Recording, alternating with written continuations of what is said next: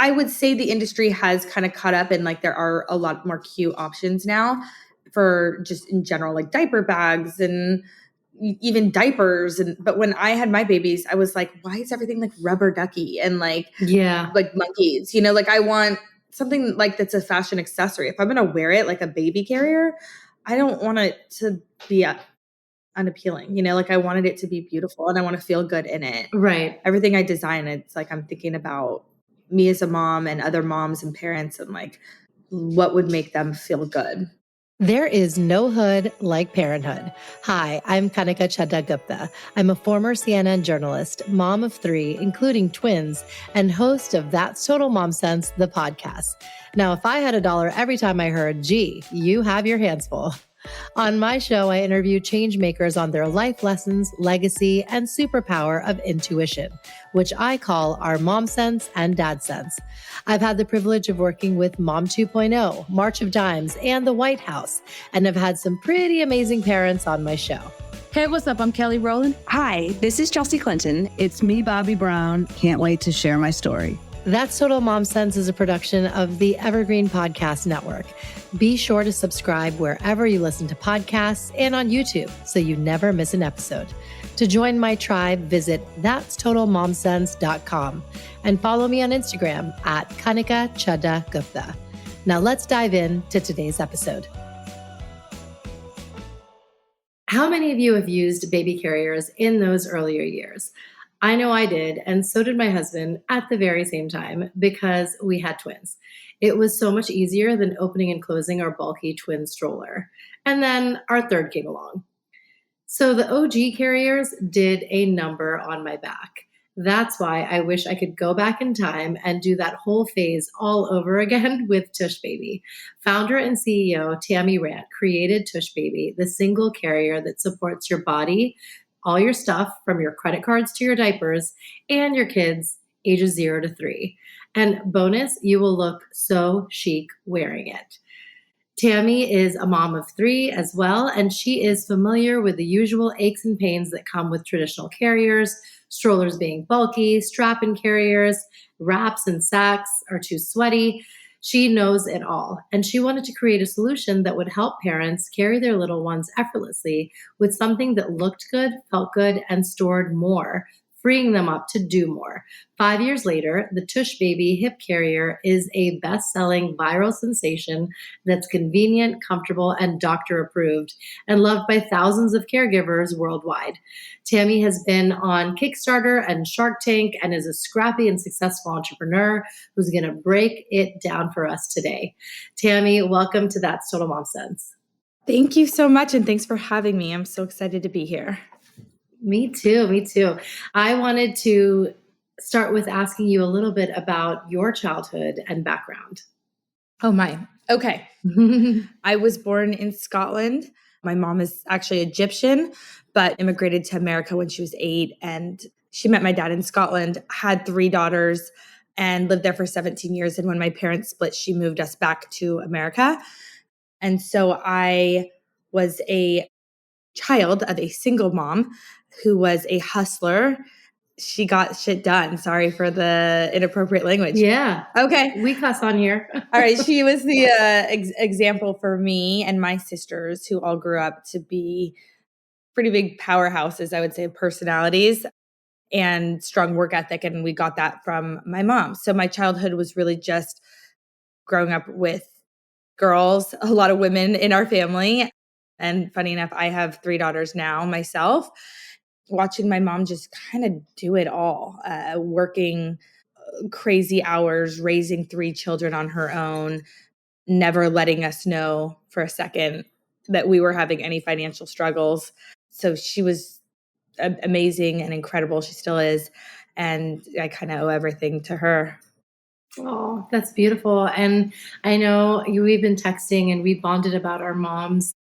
They're much older now and they're, navigating that whole experience, ailments, and it's rough being in the sandwich generation.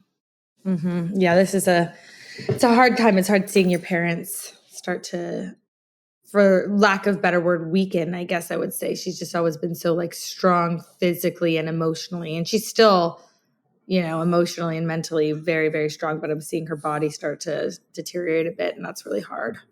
Yeah. Something that my sister and I lean on is our support system and our family. And it's the only way to get through it because it is a shared experience. Yeah. Grief. What was your motherhood journey like? It was actually pretty wild for me. I got extreme pregnancy sicknesses with all three. So to start off, it was, always kind of, the pregnancy was very bittersweet. I was always very excited and very grateful to be able to be pregnant. I had 3 losses. So it was, struggles to stay pregnant. And then once I was pregnant, struggles to stay strong. I had hyperemesis gravidarum.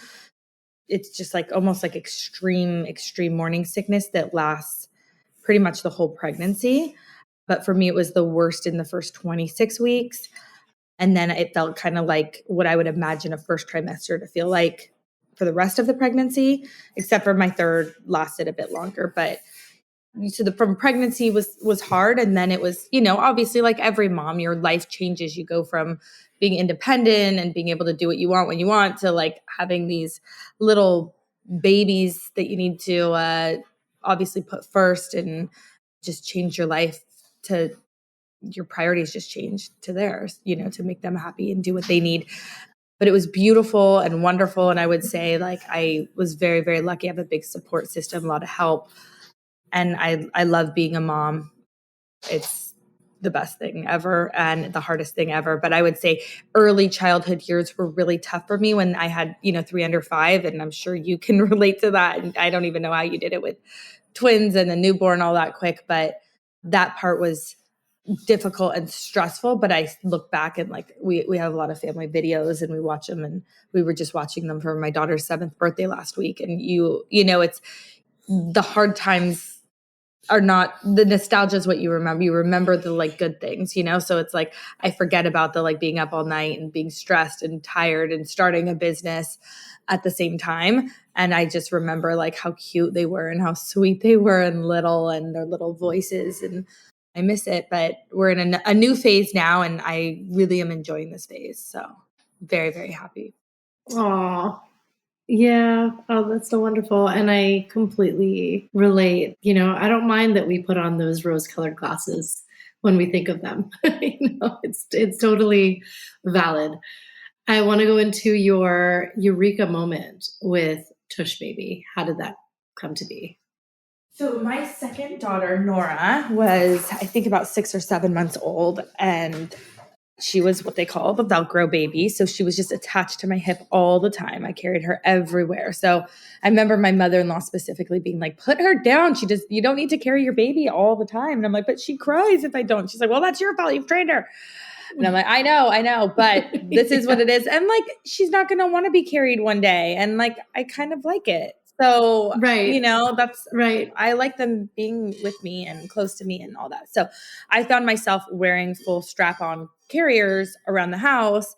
And you know how complicated those are to put on. Like I often would have to like get to a mirror and try to find the buckle behind my neck. And like, it was just tough. And then she'd one out and then she'd one in and then she'd one out. And so it's like dangling from me. I'm like tripping on it. And it was around the house. It was running errands. Like you're going into the grocery store and you're like, do I carry this heavy car seat or is it worth it to deal with the carrier? I'm only going in for 5 minutes. It's like a whole thing. Right. And so I was like, why is there just like nothing to go under her to like lift up her weight to just make it easier, like it's just the weight and like I'm popping my hip out and my husband had a bad back. And so it's just like, I just need an easy way to carry her.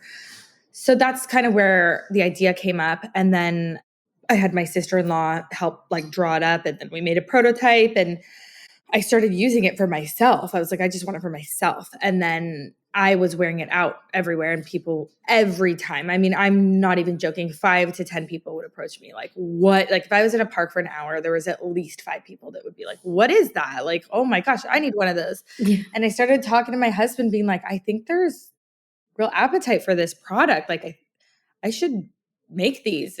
But I had no idea. Like I was in tech sales. I worked at LinkedIn. I'm like, I don't know how to start a company, a finance. Where do I even start? Like production and like manufacturing. Like I don't know anything.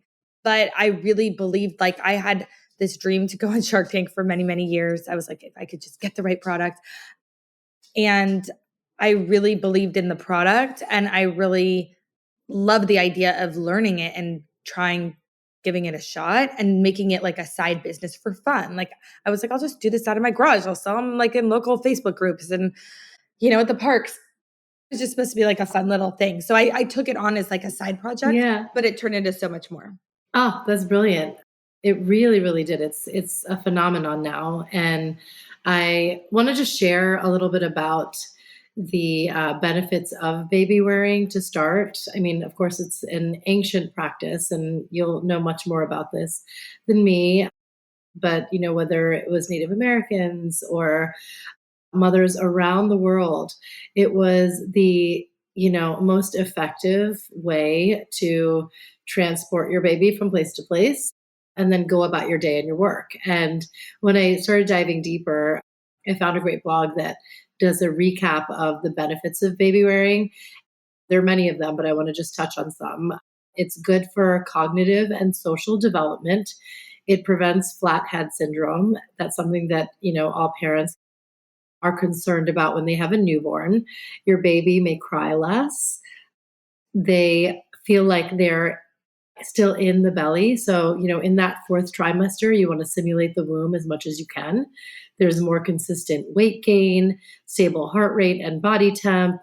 It can be good for the hips. It's a workout for the caregiver who's wearing it, and it can help a baby fight colic. So that's just a few, which is just incredible. It's not just a product, it's so much more. And it's really facilitating that connection, between mom and baby. Absolutely. And it goes through toddlerhood. Like I found that, you wear your baby a lot when they're young, and then people are like, they can walk, like let them walk. And it's like, yeah, let them walk. But if they want up, like I want the ability to hold them and show them things and go to aquariums and Disneyland. And I want the ability to keep them close, but also like, I don't want to have to say no to them when it comes to like them asking to be close to me, like pick me up. So that was a big part of it too. Right, Yeah, exactly. but there is a lot of benefits. Yes, and the longevity. Thank you for sending my very own Tushbaby carrier. I love it because even though I don't have young kids, it's a really chic fanny pack, and it can store so much more than a small one. And it's great. So, now you have something that you can still use well after you're using it for carrying your child. Yeah.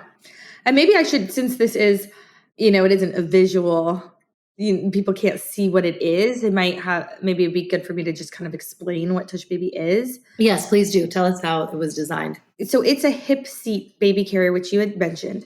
And what that is basically like a fanny pack that your baby can sit on. So it doesn't have straps that kind of tethers the baby to you. While we do sell those separately, I can go into that. We just launched those. This is for those up down moments, easy up, easy down, easy on, easy off, and it stores all your stuff. So it's got 5 storage pockets, a bottle holder. You can carry your diapers, your wipes. So as I designed this, I wanted to put the parent in the center, have everything that you need easily accessible, make it comfortable, but also chic and stylish. Also, obviously, ergonomic for you and for the baby. So initially, it was all hip seat. And then we launched, actually, 2 weeks ago, our snug attachment so that when you do want to go hands-free, you can, because we were getting so many requests for like, we have to get a Tushbaby and another full carrier because there are moments where you have to go hands-free. So this allows you to kind of have your all-in-one, and you don't need any other carrier. And what's awesome is it's the first ever soft carrier, which is like kind of more structured, combined with a wrap carrier. So the top attachment part is made out of a wrap material, while the bottom is made out of more of your traditional carrier fabric, which makes it takes the weight off your shoulders because the baby's lifted from underneath. So you're not feeling the pulling on your shoulders, but you also don't have the problem with traditional wraps where if the baby gets heavy, they sag. So Right. it's kind of the the most beautiful marriage of the two. And it's super, super comfortable and convenient. So you can go hands-free when you want, and you can store it in the pocket when you don't want to. So you can still go out with just your hip carrier. And then we have a crossbody strap you can attach to it, so you can carry the whole thing like a purse when you're not using it. So we're trying to make mom's life easier. Yes, yes. Oh my God, it's so cool. And the fact that it's designed so well, there's different fabrics and colorways. Can you tell us about that? Yeah. So we have multiple different collections. We started off with just like a standard gray. We moved on to adding some prints with that gray polyester fabric. And then we added in, like, we had, black and gold and black, and we've got like a denim looking one, a chambray. And now we've launched vegan collection. So we've got quilted vegan fabrics, pebbled vegan fabrics, which are my absolute favorite. We've got a cognac and a cream colored one, two separate ones that are just so beautiful and stylish. There's some like gunmetal zippers and really cool stuff. And then we launched a velvet line.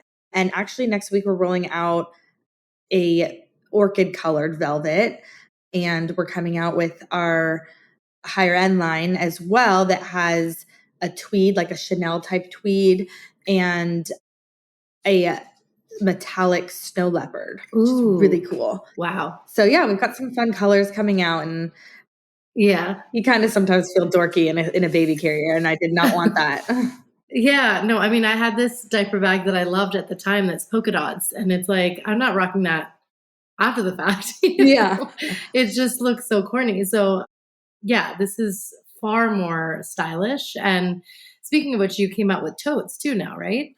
Yeah, we rolled out our totes. We actually are phasing those out.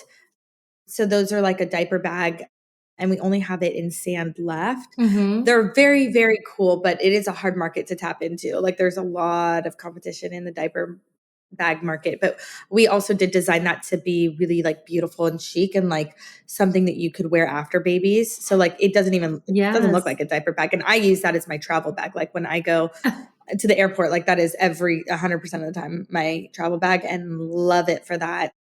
And it's great for when you have young babies because it's got an like an insert, so you can put all of your like diapers and wipes and lotions and whatever and easily take it out. It comes with a changing pad. It's got a storage compartment that you can put your Tushbaby in. So it is a fantastic product and it's beautiful, but it wasn't something that we were like really marketing. We just have on our site. All in on it. Yeah. Yeah. No, that makes sense. And I think, such is an entrepreneur's journey. And I want to touch on how that really catapulted for you. So you started with crowdfunding? So what happened actually is I submitted my really rough prototype to Shark Tank. Like, I think one of like maybe the second or third round. I ended up in 12 rounds of prototypes, and with like a really bad email, actually. Like when I went and looked back at it, I was like, what was I thinking? Like, obviously didn't hear back. This was like August 2017. And then I continued on working on my prototypes, and I ended up getting pregnant, got really sick, obviously, like I said. And I was like in the hospital when I get a call from Shark Tank in February being like, hey, we got your application or your submittal. We'd like you to do a application and film a audition video. I was like, oh my gosh, I'm so sick. How am I going to do this? But I didn't want them to know I was sick because then I was worried they would be like, oh, she's not going to be able to film. So I went for it and I filmed it, and they started going through the process. Like once I submitted it, they said, we'll let you know in 2 weeks if we're interested. Within 2 weeks. If you don't hear back within 2 weeks, we're not. And on the last day within the 2-week period, I get a call being like, we'd like to move forward. We're going to put you in touch with producers and we'll go to the next steps.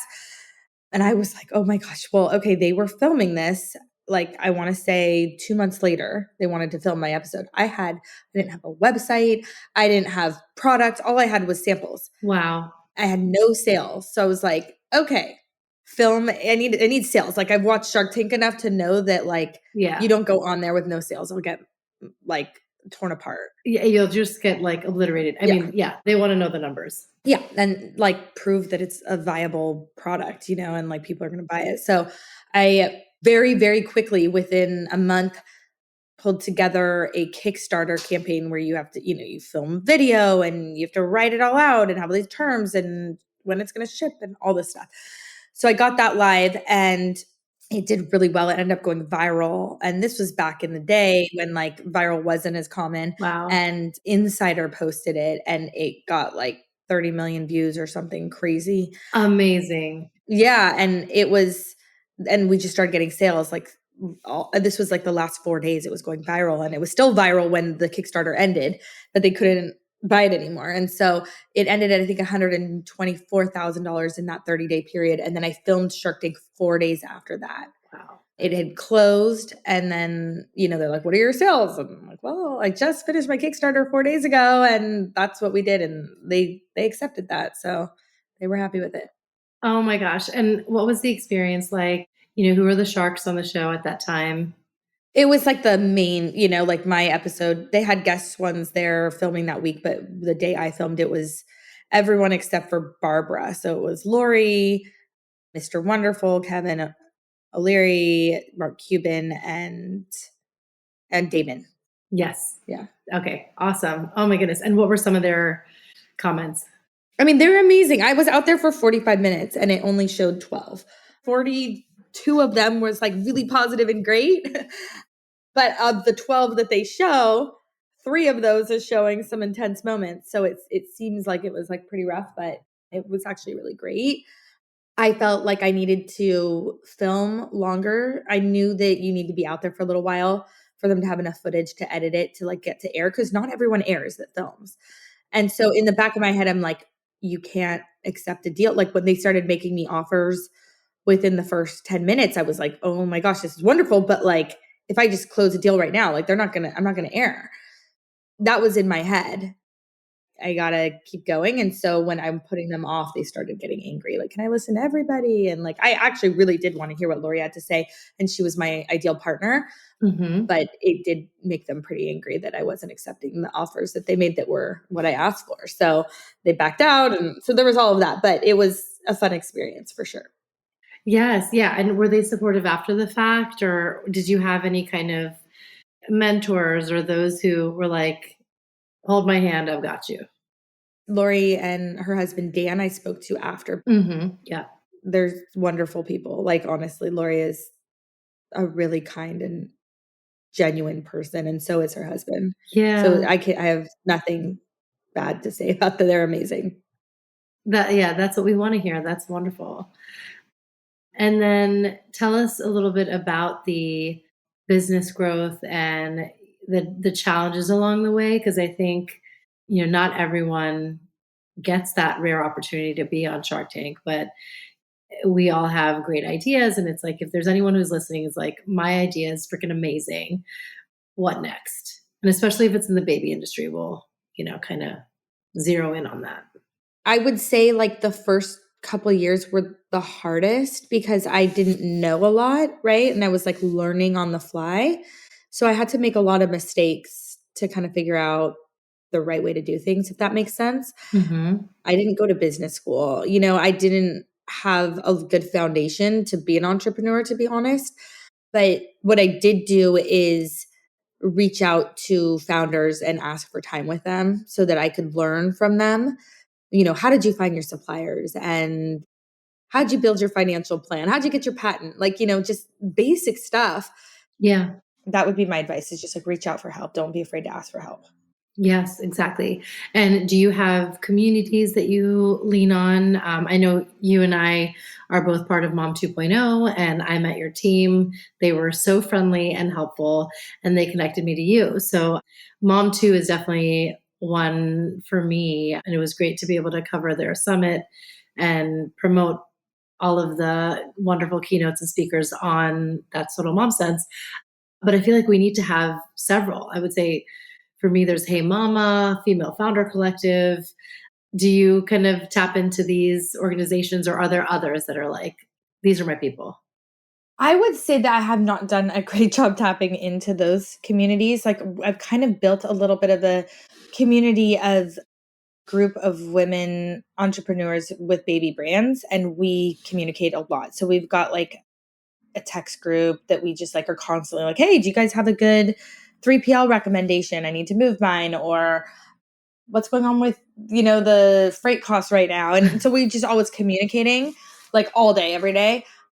So we've got those. I've got that. And then the other thing I would say is there's like Shark Tank communities. So there's like Shark Tank Facebook groups, and we have like a Shark Tank reunion every year. So we all fly and meet up, and there's like breakout sessions, and we're learning from each other, and there's parties. And so I would say those are kind of my two main ones. There's also a group that's called For Parents by Parents that I'm in, parents that have made parenting products, baby Yeah. products. And so there's that. But otherwise, not like those bigger organizations I have not been great about. And what I'll say is like at the beginning, it's really, really tough. I would say like the first couple of years, like for me, I was, I had little kids. I was working. I think I now remember actually, remember I just got back from maternity leave. I took 9 months maternity leave and then dove into this and then got pregnant again and really sick. So those like early days were really, really, really hard. And starting a company, like I just remember like nursing my baby, and I bought like this nursing sling that another parent invented that I was working with. And I could nurse with hands free and type at the same time, which I feel so guilty about now. I'm like, oh, I didn't give my baby like full attention that she deserved at the time. Right. Those early days were really, really hard, and it gets easier. So I guess my point is go for it, go all in, have a support system. You would think that as your company grows and gets bigger, it's going to get harder. In my opinion, I just have been able to have like more help, and like I've been able to delegate more as we've grown because I've been able to hire people. Whereas at the beginning, I literally did everything, and that was so hard. Yeah. Oh my gosh. No, but I think that like shapes you as an entrepreneur because you have to be able to wear all the hats and do all the roles. And that way, when you're at a point where you're scaling and you can delegate things out, you know exactly what was effective from your own experience. So I applaud you for that. What are some of the ways that Tush Baby is leaving a legacy and giving back? My goal pretty early on for this company was to help families that have children with special needs or even parents with special needs. And that came from when I was younger. I did a lot of volunteering and working within my high school with our special needs program that we had. And so it's just kind of something that's always been close to my heart. And I just felt like this product was really perfect for families that struggle with like either children that aren't walking or kids that can't walk or low muscle tone or tube feeding, things like that we could really help with. So we partnered with Len Foundation, Mhm. and they give away, well, we give them free Tush babies so that they can donate them out to any families who have children with cerebral palsy, because in many cases they have trouble walking or can't walk at all. And then for any other sort of special needs, we give 25% off at any time. All you have to do is email us and we'll give you your own promo code for that. So that is how we give back. We also donate to causes in terms of, I kind of like to focus in on special needs. We've donated to, Ronald McDonald Foundation, but I do branch out for some of my own personal missions in life, and ways that I want to give back. So I've given, to humane societies and Black Lives Matter and things like that. But yeah, we really try to focus on, families with special needs and helping them, because I think there's just so much with this product that we can do to like make their lives easier. Yes. And of course, when you have children, it's so expensive. And when you are a family that has special needs, it comes with a lot of extra finances. So we want to do what we can to help. Yeah, that's really great. What is a mom sense moment that you had when you trusted that intuition that we have as moms and parents? This one's a little haunting for me because I had the instinct and I didn't listen to it. Like I kind of tucked it away, like, oh, you're being paranoid. You're crazy. Like, this is fine. With my first daughter, it was going back to work and I was interviewing a bunch of nannies, and we interviewed one nanny that I really, really liked. But there were a couple red flags that I ignored, but I thought, "Oh god, she's so warm and wonderful, and she's kissing my baby, and, like, I just want my daughter to feel like she's with someone that loves her," and so I kind of ignored some red flags, like, my gut telling me, like, "I don't know why, like, something seems off," Mm. but we hired her, and luckily, I found out pretty quickly. It took about 4 months, but still 4 months that she was with my daughter every day. Found out that she was drinking really hard alcohol and a lot of it while she was watching my child. And we were doing a nanny share at the time, and the nanny share family noticed on she only had her at her house 1 day a week, and there she was at my house 4 days a week. And on the one day, she said, every Monday, like, I started noticing that we have this bottle of vodka, like a handle, and it would go down like significantly. And she's like, I haven't drank it. And my husband is sober. And I'm like, huh. And I'm like, well, I mean, maybe her husband's drinking and she doesn't know or Yeah. what, I didn't, Interesting. Yeah, you can't figure it out at first. yeah. So we took like clear tape and put it on our alcohol cabinet and marked like the line of where the alcohol was like going to, if that makes sense. Yeah, Like, yeah, yeah. Like a little marker. Mhm. yeah, so you wouldn't even see because clear tape, and then I did that the night she told me, and then the next day when I got home from work, the first thing I did after she left, I would go over to the cabinet, and one of them was like 4 inches lower, Whoa. and I was like, "Oh my god!" And then when I confronted her about it, she's like, "Well, it's just wine," and I was like, "Oh, so you're drinking wine too?" And then I don't drink Yeah, same. often, like at all, and so I asked my husband, like, well, he obviously knew what's going on. And I'm like, she said the wine. And he's like, I've been thinking, like, how are we going through so much wine? Like, and so I asked her, I'm like, were you bringing wine with you? She's like, no, I'd open your bottles. And I'm like, but they're not there when we get home. She's like, I'd take it with me. So she's like opening bottles of wine and drinking the entire bottle and taking it with her, or drinking half of it and taking, I Yeah. don't know Yeah, what's going on. yeah. But thank God she wasn't driving her anywhere, but she was with her all day and we had steep stairs and obviously I let her go, but yeah, I felt immense like I've just been it tears me up to think about Yeah. like the guilt of like what could have happened. Mhm. So I'm thankful, but I don't know how she was behaving with my daughter there, to be honest. Like I don't know if she was giving her attention or neglecting her, ignoring her, like Right. Yeah, I'm glad you shared this, because it is eye-opening, and I think, what your mom sense did was put the clear tape on those bottles, and it just steered you in that right direction where it was like, I need to figure this out and get to the bottom of it. And you did. And thankfully, nothing happened.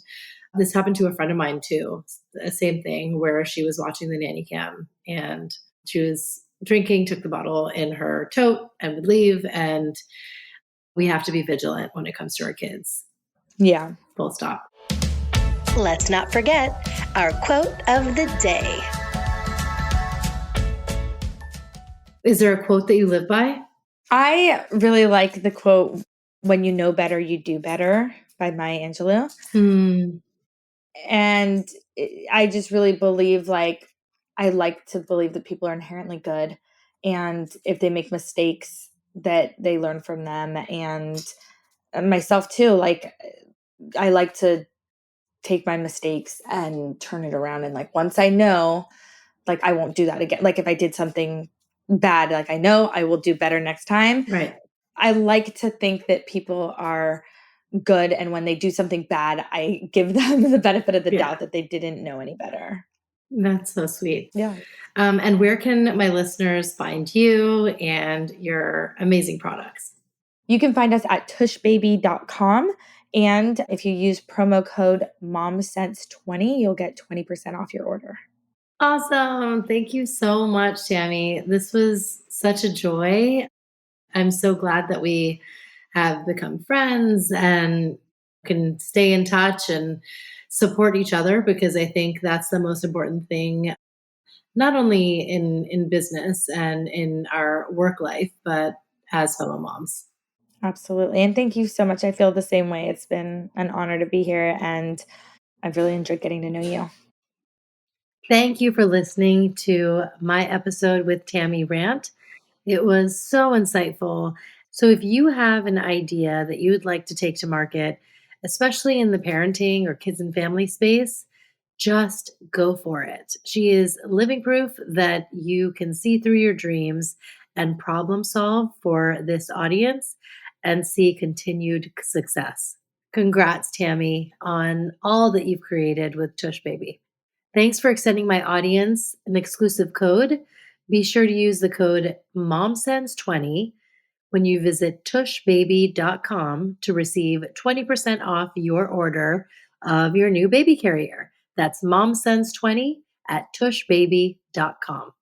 Tune in to other episodes and browse my YouTube channel. Just visit that'stotalmomsense.com for more info. And if you haven't already, subscribe, rate, and review the podcast wherever you listen. If you have ideas for guests or show topics, you can DM me on Instagram. Just follow me at Kanika Chadda Gupta or write to me at thatstotalmomsense@gmail.com.